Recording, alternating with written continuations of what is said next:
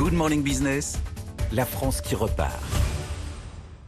Et aujourd'hui, on est dans le 4e arrondissement de Paris à la rencontre de Superprof. Superprof, c'est une entreprise qui a voulu dépoussiérer les cours particuliers et qui a vu son activité bondir avec le confinement. On va voir ça. Je vais te présenter rapidement ma manière de travailler.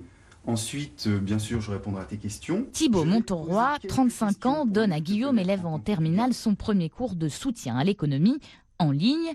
Passé par HEC et après un début de carrière dans le consulting, Thibaut, depuis 2 ans, est professeur particulier à plein temps. Moi, je me vois comme un peu un complément aux profs de l'éducation nationale. Je ne les remplace pas.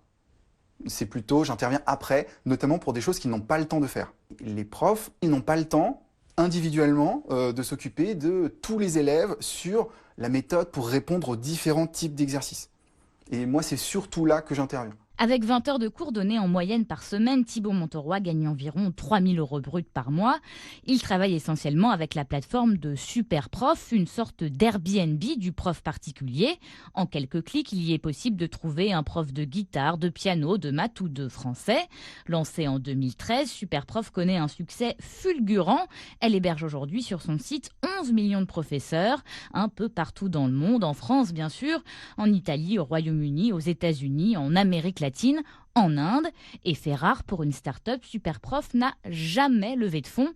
Wilfried Granier est le fondateur de Superprof. C'est un modèle qu'on voit peu, ne pas faire de levée de fonds. Après, c'est une philosophie, c'est-à-dire que moi, j'avais envie de créer une société qui était rentable, donc du coup, d'abord être orienté sur le chiffre d'affaires et non pas sur un potentiel chiffre d'affaires, un potentiel business model qui pourrait exister un jour ou l'autre. Et donc du coup, en attendant ce business model et ce chiffre d'affaires se financer par les fonds, qui est un modèle comme un autre, moi j'ai préféré me dire, bah non, on va essayer de trouver un modèle économique qui fonctionne, que j'ai inventé, que j'ai testé et par chance, qui a bien fonctionné, qui a bien pris. Le modèle, les élèves de Superprof payent 30 € pour avoir accès à l'ensemble du catalogue de professeurs de la start-up pendant 30 jours.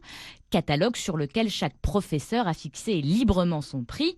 Pour développer justement son répertoire à l'étranger, Superprof a un leitmotiv, la croissance externe. Pour gagner des parts de marché, pour aussi enlever un concurrent d'un pays sur lequel on commence à s'implanter, eh bien, on a fait beaucoup de croissance externe. On a racheté peut-être une quinzaine de sociétés en France, en Europe, aux États-Unis, au Brésil, pour gagner du temps, en fait. Pendant le confinement, Superprof a ainsi racheté l'un de ses concurrents britanniques. Le confinement qui a profité à Superprof avec une hausse de 10% de son activité. La rentrée est encore plus intéressante. Cette fois, les demandes ont augmenté de 30% par rapport à l'année dernière. Généralement, en fait, on voyait des élèves qui arrivaient en aide aux devoirs, en cours de maths, en début d'année, qui avaient des niveaux assez faibles. Là, on arrive avec des élèves qui sont de très bons niveaux.